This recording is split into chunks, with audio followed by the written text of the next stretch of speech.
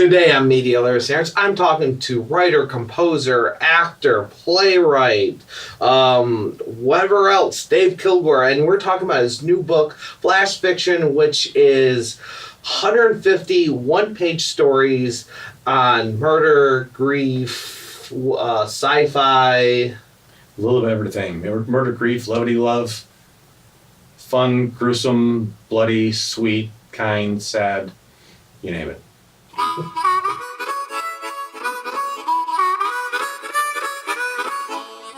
Welcome to Media Lyrics Sandwich. I'm Scotty Miley, better known as Toaden from Toaden.com and YouTube.com/ToadenK.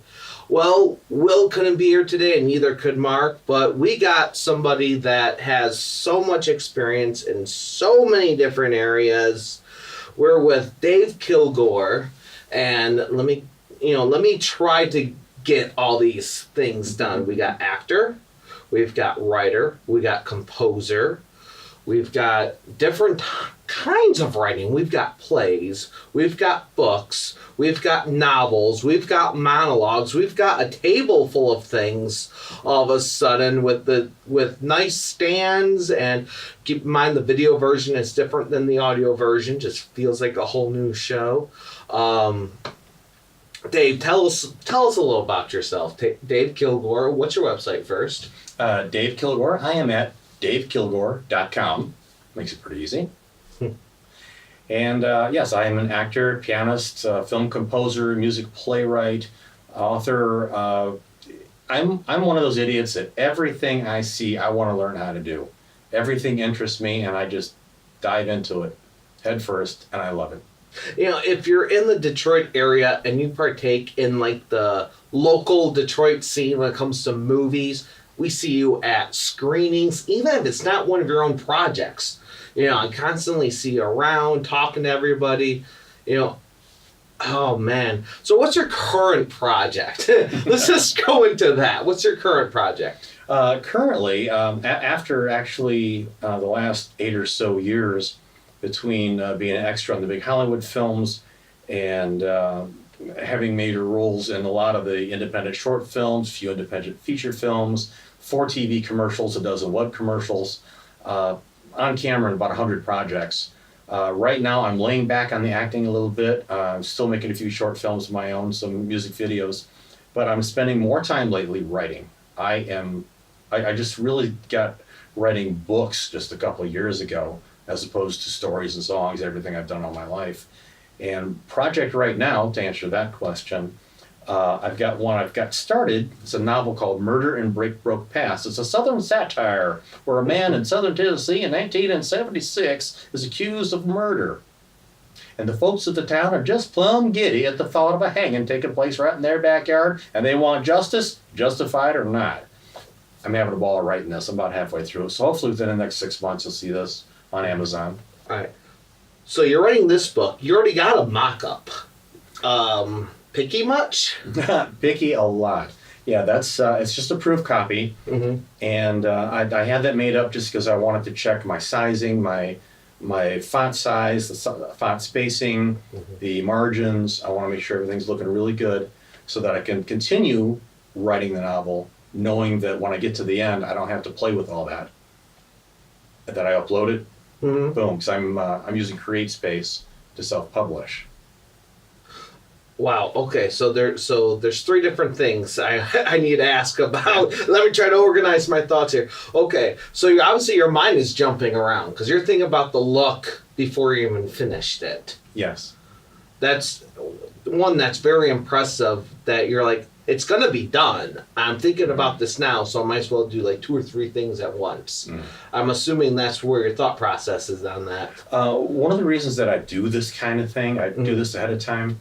You think the primary concern should be the prose, writing the story. Right. Which that is very important, but at the same time, I want to have a good visual on the cover and what the whole thing's going to look like, even just how I'm spacing my chapter titles, things like that, because it all melts together for part of the finished product. And when I get to the very end, when I finish the book, I don't want to rush through all those fine art details at the end because I want to get the book out. Mm-hmm. So if I get those done ahead of time when I finish the book, then I can put it out confident that I've already gone through 3 or 4 versions of this till I Right. get one I'm satisfied with. All right. So it speeds things up. Yes. Uh, It gives me a better product at the end, hopefully. okay. So the mock-up, how much are you done with the book? About halfway done. Okay. Okay. So everything in this really nice printed book probably will change. Yes. Now, you did just release another book in Amazon. At least I bought off of Amazon. I bought 3 copies off of Amazon. This is being recorded in advance before Christmas. And, well, some people probably watching this after Christmas. I probably have some people's Christmas gifts up on the table right now. I mean, fantastic book. Go ahead and tell us about this anthology. Okay, this is flash fiction, light, dark, and odd. 151-page stories of murder, grief, levity, and love. I wanted something. I was in a couple of writers groups, and one of the women in the group introduced me to flash fiction. And once I read a few dozen pieces, it was like, okay, I'm intrigued by this. I like the idea that you can take an entire story and squash it down, get rid of everything that's unnecessary, and put this into 250 words on one page. And flash fiction, just like any other kind of writing, is wide open to interpretation. And you can write a flash fiction piece about one moment in time. You can write it about an entire lifetime. Mm-hmm. It can be subtle, it can be loud, it can have a gentle, soft ending, it can have a big, hard punchline. There's just so many ways you can go about it, so many ways to tell a story while still keeping it concise. And it's a lot of fun. It's a challenge sometimes, keeping it that tight. It's an entire story on one page. Yes. Now, I'm sure you did the same thing with this one and got a mock-up. Yes, I did. How many changes did you make? Because you're probably trying to figure out, I guess the biggest concern was how big should the title be and how do you get all the words to fit on one page and to make it look like you didn't skimp at all. Are all the stories exactly the same amount of words or around the same average? I started off writing 250 words per story. And the reason I did that, besides wanting to keep that's a challenge. besides, Let's see. Do I include? Do I give them an accent so they don't say the words "a"? Do I make them Canadian so they say "a" way more than they should? well, the thing about that, though, and I really found it once I got into my first few dozen of these, and then further on into a couple hundred of them. I wrote 250 of them altogether. Trying to keep it to exactly 250 words when you're first writing it, if you got a few words too many, you get to go back out and see, I don't need this. I don't really need this. I said this is redundant. It's not needed. Once you've cut a few things, it's like, well, now I'm at 245 words. I need to put some more in. Well, what can I put more in that relates to the story, that tells the reader more than just the 5 extra words? Then once I've got everything tight just the way I want it, then on going back and rereading it, another 10 or 12 times and doing little tweaks, then I'm not concerned about exactly 250. So in this book, you might find some that are 245, some that are 255, a little more here and there. But just the original idea of keeping it at 250 forced me to go back and pick and pick and pick and really make those words valuable. That's one trap I think that I hear a lot of people do, which is the opposite of what you're doing, is writing too much. I mean, you're the writer. You know more about this than I do. I know when I was doing more film stuff, I myself don't bill myself as a writer, so I work with other writers, and they would give me their script, and I would just like, all right, well, let's see how much I'm cutting.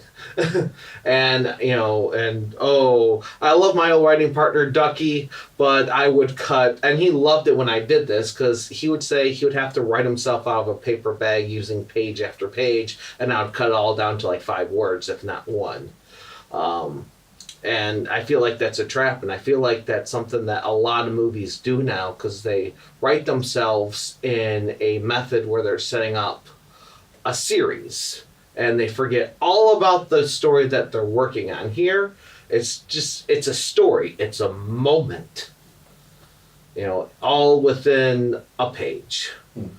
Uh, So, like, what got you to do this? I know you said you were just recently introduced to flash fiction. Yes. And again, I'm one of those, I see something new and it's like, squirrel!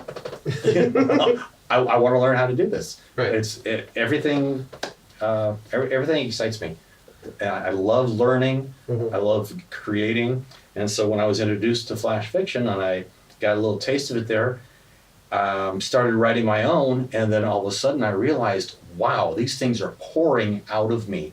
I was writing 7 or 8 of them a day. Wow. I woke up at 3 o'clock in the morning one night. I had an idea in my head for a flash fiction piece. Mm-hmm. I got out of bed, I went to the next room, turned on my computer. 2 hours later, at 5 o'clock in the morning, I went back to bed after having written 4 stories. Wow. It just pours out. Then of course just going back and tweaking and Mm-hmm. and just taking off the rough edges and making it. You're a not nice working piece. one at a time. You work on one, and then you turn and work on another one, and you're swapping back and forth. Yes. So like I said, I actually wrote 250 of them. Mm-hmm.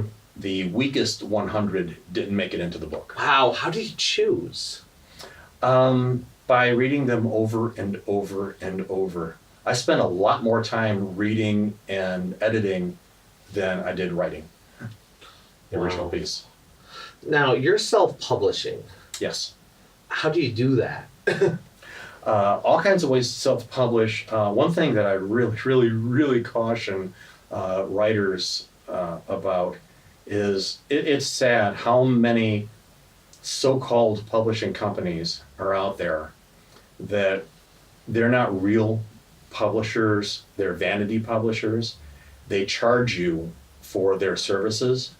And just like in acting, I tell people, you go to an agent, the agent wants money from you up front, run away, they're not a real agent. An agent gets paid for getting you work. Same thing with a publishing company. A publishing company invests in you because they're going to make, or they expect to make, a big profit in the long run. So many so-called publishing companies are out there, again, the vanity publishers. They'll say, oh, well, just give us $2,000, give us $4,000, and we'll take your book and we'll edit it for you, and we'll create a really nice cover art for you, and we'll, which those things I do myself. And as you sound, and as I've read, you are a good editor. Thank you. Also, they'll say, well, part of that package that you get with the editing and the cover art is the ISBN number, the International Standard Book Number, with the barcode on there, which if you buy one on your own from Bowker's, that's where they come from, it costs $125. Now, there's a real curve here. If you buy 100 of them, it costs you like $500, so like $5 a piece. Mm-hmm. When you buy them in the kind of bulk that the big publishing companies do, they cost practically nothing. So those vanity publishers, they say, well, part of that $4,000 we're charging you is for your ISBN. I go through CreateSpace, createspace.com. That's owned by Amazon. If you go there and you follow all their instructions on what software to use, usually Word, they tell you what formatting to use, what depending on what size book you want, your margins, inner margins, gutters, all those things, they tell you how to do. They tell you how to convert that to a PDF and how to upload that to their system. And once it's on their system, they will show you online what your book looks like before you order it. You know what all that costs? Nada, zip, zero, nothing. It's free. Mm-hmm. All you have to do is be patient and do your homework. Yeah, and that advice transfers to, you're talking from two different industries right here, writing and acting. Mm-hmm. And it also transfers to doing videos, YouTube, the YouTube networks. wow, they're like, hey, join us and we'll get you free music that you can use in your videos. We'll get you this, we'll get you that. Yeah, you can get all that if you do your own research. We'll get you monetized. Yeah. Guess what? YouTube, you're usually already monetized, and now that doesn't mean anything anymore anyways, the way YouTube is. Check back in some of our previous videos where we talked to a couple platform owners that are competing with YouTube, and we have plenty of wonderful things to say about that. So let's look at some of your other work. On the table you have short monologues and scenes for kids and teens. I know that's a series. Yeah, it started off as a series. I was doing each book, and I just did these as Kindle. Mm-hmm. And by the way, that's another thing that the vanity publishers will tell you. Well, part of your package you're paying for is we'll put it into a Kindle format for you. Guess what? Free. Go to CreateSpace, go to Amazon, KDP.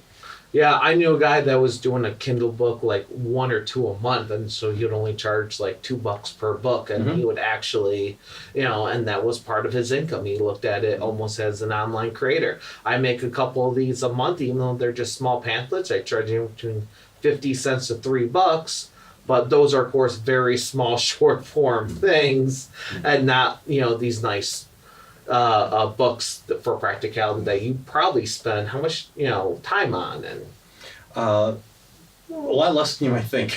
I know we've had this conversation before. Yeah, it's not necessarily that I'm that good. Just because you're prolific doesn't mean you're good, but I am very fast at writing. We're on a panel. I was monitoring a panel with you and like 5-6 other people. I forgot exactly what. I think it was finding your niche. Mm-hmm. And every time you put out a time range of what you work on and how fast you do it, everyone's just like, hold up, wait, what? Yeah, actually, the Monologues and Scenes book, it started off as 4 Kindle books with 51 monologues and scenes in each one, and then I put them all together as one of 204. Okay. And then it wasn't until like almost a year later that I finally got around to putting this in paperback. Okay. The reason I wrote this, I had, I have my Dave's acting tip of the day. I've been doing for like 2.5 years on Facebook. And I think it was longer than that. Now you still do it, but at the time it was just 2.5 years. Yes. Oh, they're wonderful. Thank you. And I had, right at about the same time, I had 3 different moms of young actors contacting me saying, where do we find good short monologues and scenes for our kids to do for auditions, for practice, for class? Can't find anything good out there. Well, I'm the kind of guy, you ask me a question, I'm going to do my best to find an answer. So I got on Amazon and I looked through all the look insides on every one of those. I went to Barnes & Noble. I sat there on the floor for a half hour reading through all these books on monologues and scenes for kids and teens. And they were all, let's just say, not up to anybody's standards. They were either way too long, horribly written, or age inappropriate. So I said, you know what, screw this. I'll write my own. And once I started writing them, just like the flash fiction, once I got in that mode, they just started pouring out. And I was writing dozens of them a day. And the difference between these and the ones that I was looking at elsewhere, published by other people, is, again, you keep them short. Some of these that I saw out there were like 3 pages long. And so if it takes you 5 or 6 minutes for a monologue, for one, it's going to be horrible for a little kid to try to memorize. For 2, you can't use it in an audition.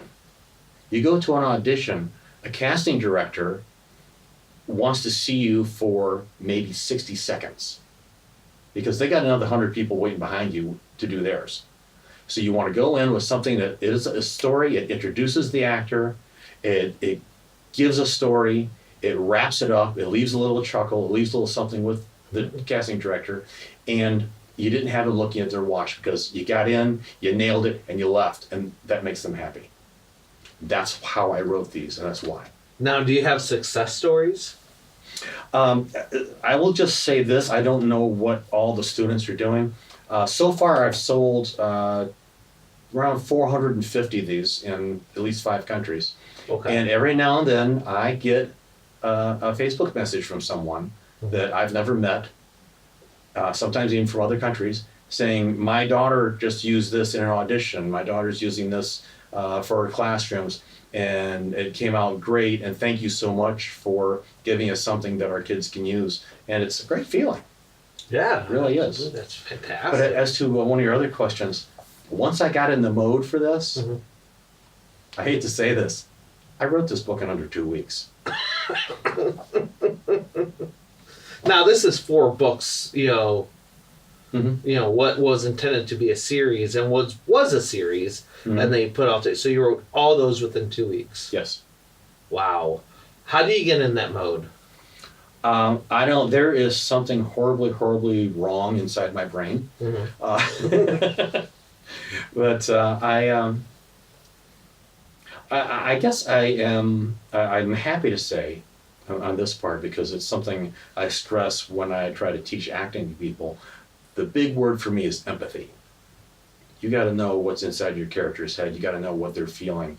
And when I get inside a character's head, whether it's for a monologue, a scene, whether it's for a flash fiction, or even something longer when I'm writing novels, I get inside the character's head, and it's not a situation of, okay, what am I going to have this character do next?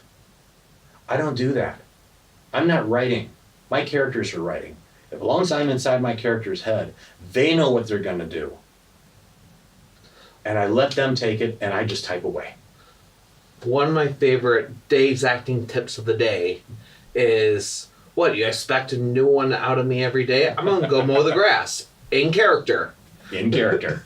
Yes, there's always a lesson. And it seems like you run with that. Is there a difference between writing these and doing music? Because you are a composer, and you've also wrote full, musicals. Am I correct? Yes, I wrote 2 musical plays for Grosse Pointe Theater, Youth on Stage. Each play had 18 songs. With my studio at home, my virtual orchestra and everything, I created, wrote all the songs, wrote the play, did full orchestrations in my studio for each song, put it on CD. So during the performances, the orchestra was playing through the speakers while there were 70 8 to 14-year-old kids on stage singing my songs. I got to tell you, that's a great feeling. The kids did a great job with it. And it's not like some of the murderous stuff I have in the flash fiction. Of course, it's for kids. I wrote a lot of fun stuff in there. And I just put myself, again, in their minds.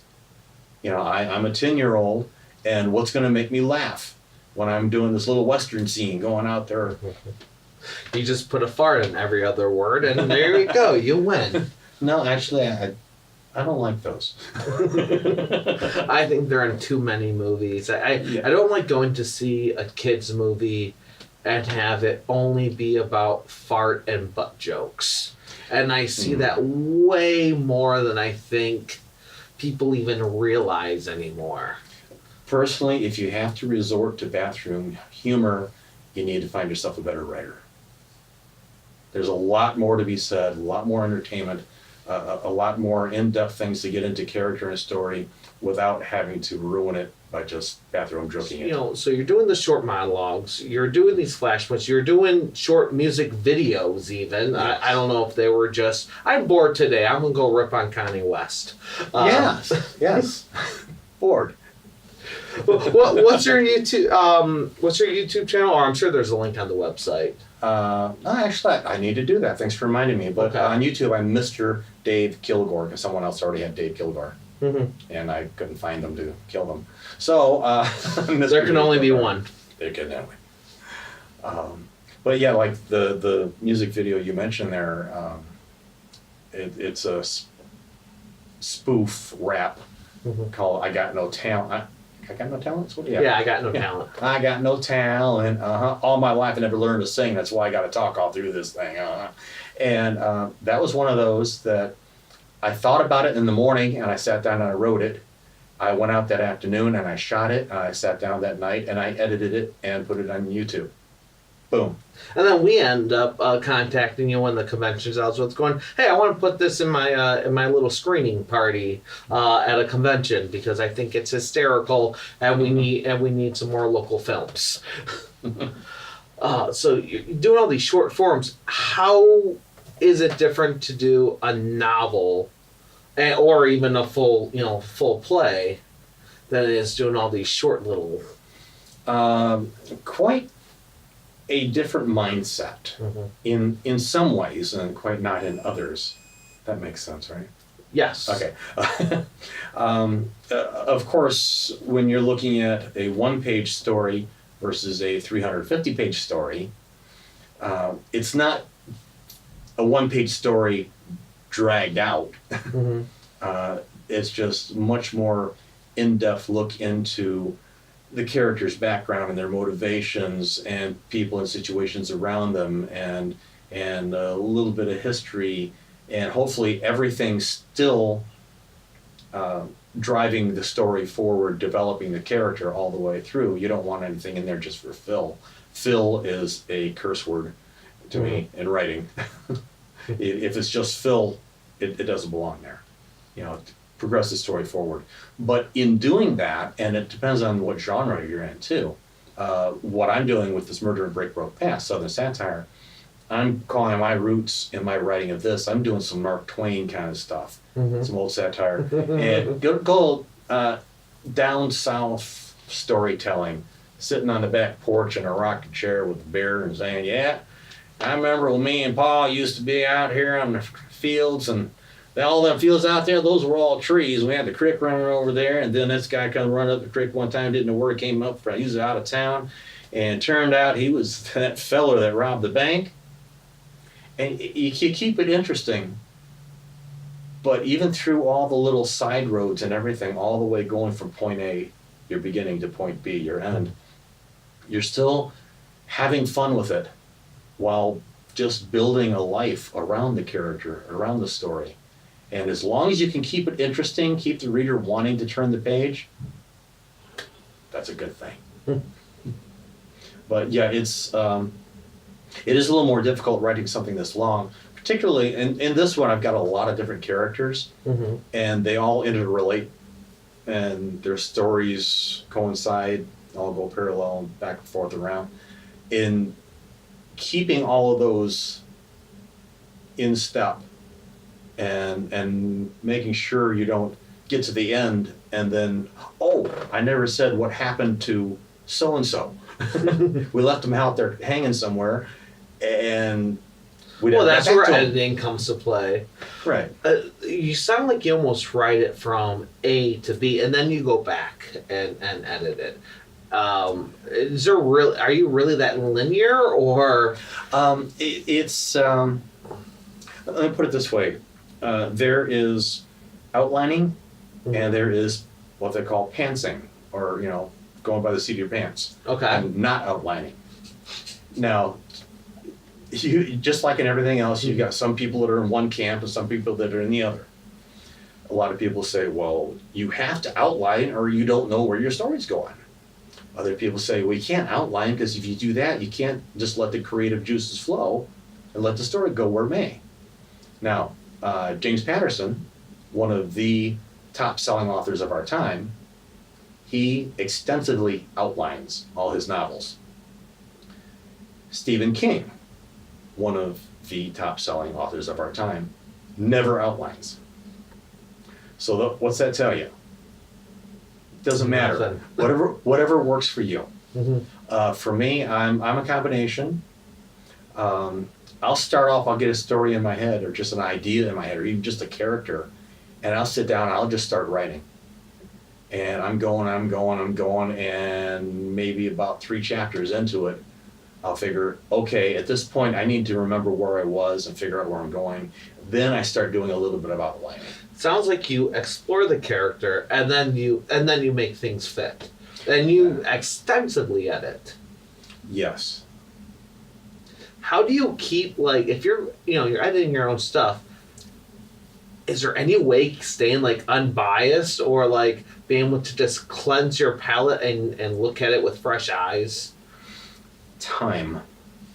What I'll do, and I just told my wife this the other day, that once I finish Murder and Break Broke Pass, I'm going to set it aside, and I'm going to get back to work on one of my other novels called Lakeview High Reunion, and which is all, the entire book is told in first person, and it's a different story. We'll talk about that sometime. Right. But I'm going to go back. I'm going to finish writing that novel, and a couple of months into that, I'm going to turn around. I'm going to go back to Murder and Break Broke Pass, and I'm going to read it again after I've given myself like 2-3 months away. Then I can go back and read it and go, oh, I wrote some really neat stuff there. That was funny. And that part, wow, that was really kind of boring. I need to spice Was I that up. tired? Why did I write that? Yeah, what was I thinking? I believe all true editors talk to themselves, and I'm sure your wife at this point is used to you yelling inside of a room, either at the computer or at yourself, or. Yes. Who are you talking to in there, honey? Oh, Harold's having another discussion with Lawrence, his attorney. And okay. Don't worry about it. I forgot to do something. I'm doing it now. Oh, man. So, people always ask about writer's block. And one thing I do hear from a lot of authors is that writer's block is a made-up thing, doesn't really exist. It's just fatigue. And then what you do is instead of stop writing, you go write something else or you go work on something else. It sounds like that's what you do. Again, there are multiple camps. Okay. Some people talk about writer's block and say, I got to this point and I didn't know what my character should do, and I sat on my novel for the next 2 years trying to figure out what my next page should say. I think the problem there personally is they're not asking their character what they want to do. But as far as writer's block, for me personally, writer's block usually lasts for about 5 seconds. I stop and I go, well, wait a minute. If she walks into the room there, then what's he going to do? Oh, yeah, right here. Click, click, click, click. I'm back to typing. I had to get back into somebody else's head inside the story and let them take me where they're going to go. Okay. And if later I decide, they went the wrong direction, that's what editing's for. I can go back and I can fix it. Wow. Now, you said while writing flash fiction, you actually did a short, I haven't seen this, but you did a short movie based off one of them? Yes, I did. One of the stories in here is called Invasion. And it's future, and it's a little dark. And I made the short film that way. It's probably about a 3-minute film only. Because I basically just narrated slowly the 1-page story with some footage of my own, of me in it. Most of it was actually stock footage. And, that you purchased or that you just had laying around? That I got from free stock footage sites. Okay. And I make sure every image, every video, and anything that I use online, I always make sure it says free for commercial use, no attribution required. And the no attribution thing, that's the tough part. Yeah, because I don't want to mess up my end credits with saying, and I'm also crediting so-and-so and so, and Fred and Bill and Joe and Fred and George and Al for their contributions. No, just thanks guys, but here's my stuff, I'm using it, and there's my product. Right. And for those that are wondering to find this stuff, where did you find that? I usually purchase to go into sites like Audio Blocks, Video Blocks, and there's a ton of music sites. For the stock sites, I'm not so much up on that because I don't do freelance anymore. I used to have to buy by picture and then build the client. But there are some stock sites that are flat rates. Where do you find the free stuff? Pixabay. Okay. Pixabay.com. Now, of course, they're not going to have the vast amount of great footage and and images. And always read everything because Everyone. I'm sure there are all sorts of there's different types of Creative Commons. So you have to read what type of Creative Commons the creator is giving you. Mm-hmm. And as a matter of fact, flash fiction like Dark and Odd, what I did there was, even though there are 150 one-page stories, it's actually over 300-page book because every story has a one-page picture that goes along with it. So it's a full entertainment experience there. Now, I didn't take all of those pictures. I did shoot the cover myself. Okay. In my basement. And I took a few of the pictures that were in there myself because I couldn't find what I wanted to fit the story. Mm-hmm. So then I took the time to take my own photos. But all those other ones came from Pixabay. Again, every single one I checked before I took it was free for commercial use, no attribution required. Wow. Yes, I'm a cheapie. I can't blame you there. All right, so I'm going to go ahead and ask a question from the hat. Uh-oh. Okay, so these are pretty much random questions. If they seem too much like one of those icebreakers you may get when you're going to school for the first day, I'd just toss it back in here. Can I answer it ahead of time? Boxers. You know what? We did have someone that wanted to submit that. We did have someone that wanted to submit that question. If I do read someone else's question, I will have their name on here and I will credit them. This is not one of them, however. Let's see here. Have you ever had a troublesome situation in your line of work, and how did you get out of it? I think you touched on this already. Troublesome situation in my work, and how did I get out of it? Wow, so many troublesome situations.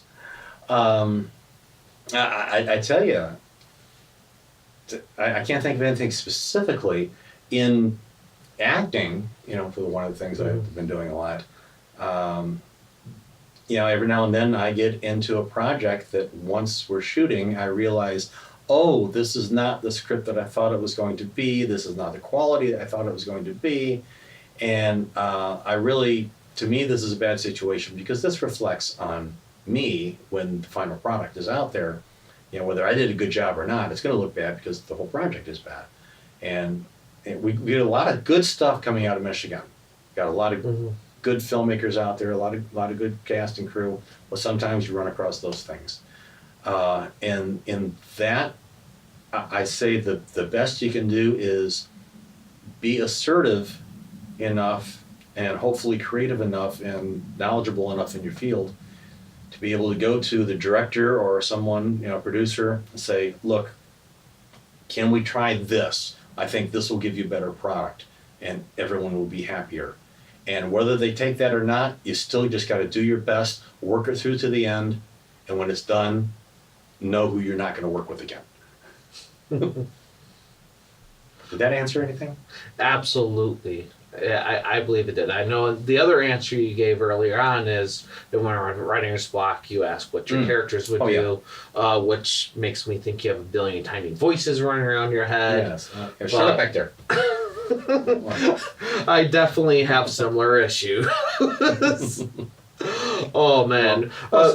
It's like my wife sometimes, since I'm sometimes writing, I'm playing with 3 or 4 novels at the same time. Mm-hmm. And my wife one time said to me, honey, you're working on 4 novels at the same time. How do you keep them all straight? And I looked her dead in the eye and said, I don't know.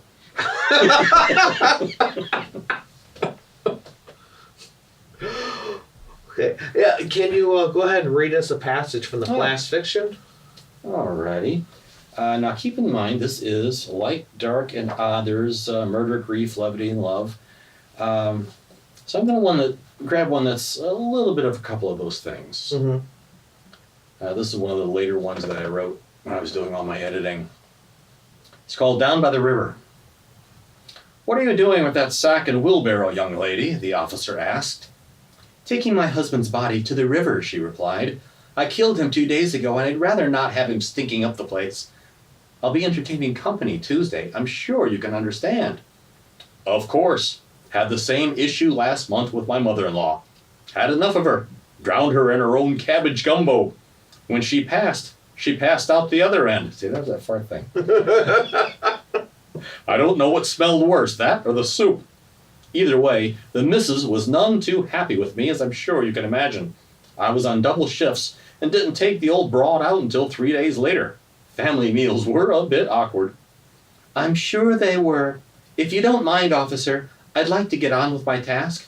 Forgive me, miss. Would you like a hand wheeling the old boy to the bridge? I would greatly appreciate that, good sir. She blushed a flirtatious smile. Would you mind helping me to nudge him over the railing when we get there? He's gained 40 pounds since we married. I don't know that I can lift him. No problem, dear lady, he said, flirting back. We'll give the booger a good hoist together. By the way, you're single now, right? She giggled. Yes, sir, I am. And you? Soon, my dear. Care to join me on the bridge for another hoisting tomorrow? Why, yes. Yes, I would. Whoa. There, take that. Wow. All right. So I believe that would...